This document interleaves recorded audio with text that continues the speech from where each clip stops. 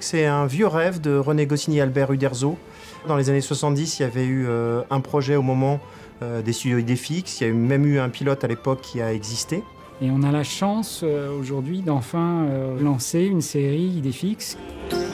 Par Bononos, j'adore l'ambiance vibrante de Lutèce le matin. On a pris le temps de réfléchir à cet univers et on a vraiment travaillé en s'appuyant sur les codes et le corpus développé par Albert Uderzo et René Goscinny.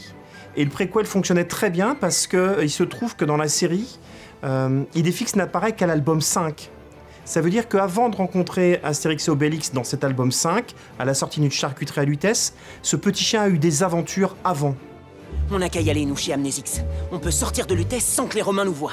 Et Lutèce, ça a quand même la magie d'être Paris, d'avoir ce retentissement en France et à l'international. Et puis c'est une immense cour de récréation, Lutèce. Allons dans les catacombes, on va les perdre. Avec l'univers d'Astérix où il faut s'amuser, il faut oser des choses et ne pas avoir peur de s'adresser aux enfants, pas simplement comme à des enfants, mais aussi à des adultes en devenir qui sont en train de grandir et d'apprendre. Et pour un jeune public, d'avoir un petit dans un monde de grands qui doit montrer qu'il existe et essayer d'agir pour ne pas être dépendant en permanence des décisions des autres, c'est assez parlant. Ne t'inquiète pas, Gachix. On va aller la chercher tous ensemble. Pourquoi on l'aiderait? Parce qu'on est les irréductibles.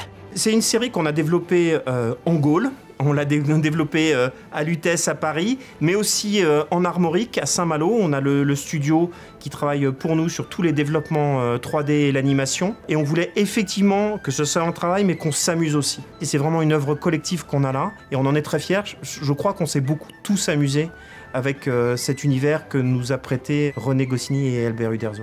Et j'espère qu'on leur rend honneur avec cette série.